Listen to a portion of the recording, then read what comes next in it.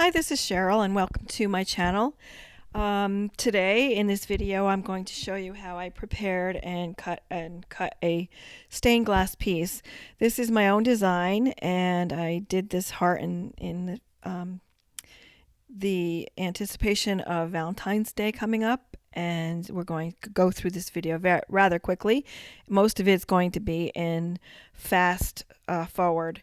So I'm using my special foil shears to cut my pattern pieces out, and they will be marked onto the glass, and then we'll cut the glass, solder it, and finish the piece all in about 14 minutes fast forward time.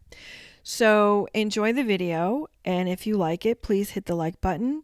If you haven't subscribed to my channel, please subscribe so that you won't miss any of my future videos. And I'll let you watch the video in peace. Put a little bit of music on, and let me know what you think of the video. Let me know how I can improve my videos. If you think that the fast forward is something that you don't like, you'd rather see it in real time. It is rather long, so I try to make the videos sweet and short for you. So I'm marking my glass with my silver colored Sharpie, and this video is fast forwarding.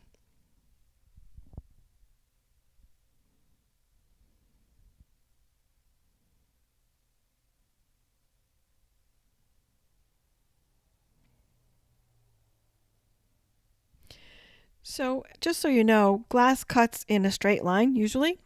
So, or, a slightly curved line. So what I'm doing is I'm making 5 of these pieces, and I will cut a straight line completely across, and you'll see how it goes. The glass has to be scored and then cut. This is not a tutorial. It's mostly to show you how the process goes. Sit back and enjoy.